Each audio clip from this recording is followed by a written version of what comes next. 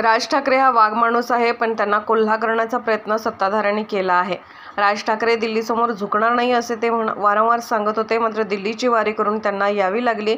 यात कुठेतरी अडचणीत आणण्याचे काम आणि त्यांना पिंजऱ्यात अडकवण्याचं काम होते का, अशी शंका महाराष्ट्रातील जनतेला आहे। आजची भूमिका राज ठाकरे हे सत्तेविरोधात नसेलच असा सर्वांचा कयास आहे। राज ठाकरे दिल्लीपुढे झुकणार नाही अशी मराठी माणसाची अपेक्षा आहे। सांस्कृतिक आहे की असांस्कृतिक मंत्री आहे हे त्यांच्या बोलण्यावरून स्पष्ट झाले आहे।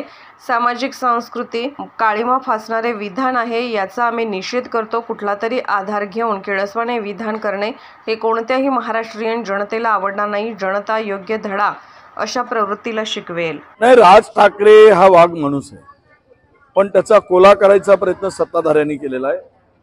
राज ठाकरे दिल्लीच्या सत्तेपुढे कधी झुकणार नाहीत असं ते वारंवार सांगत होते, पण दिल्लीची वारी करून त्यांना यावं लागली।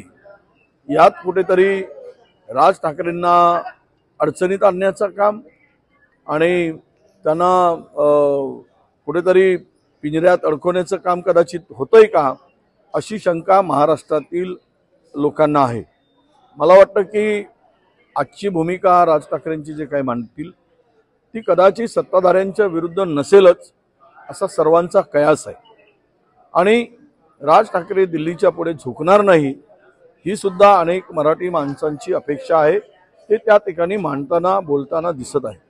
म्हणूनच आज जे काही बोलतील ते सत्ताधाऱ्यांच्या विरुद्ध असतील आणि दिल्लीश्वरापुढे झुकणार नसेल असं मला वाटतं। नाही, सांस्कृतिक आहे की असांस्कृतिक मंत्री आहे, त्यांच्या त्या शब्दावरून त्यांच्या त्या बोलण्यावरून महाराष्ट्राच्या एकूणच मला वाटतं की सामाजिक आणि संस्कृतीला हे काळीमा फासणारं असं वक्तव्य आहे आणि याचा आम्ही निषेधच करतो।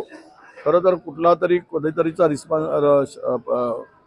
त्याचा आधार घेऊन अशा पद्धतीनं किळसवाणं शब्दप्रयोग करणं हे कोणाही महाराष्ट्रीयन माणसाला पटलेलं नाही आणि जनतासुद्धा अशा विचाराला खपवून घेणार नाही। योग्य धडा अशा प्रवृत्तीला जनता देईल, शिकवेल, हा आम्हाला विश्वास आहे।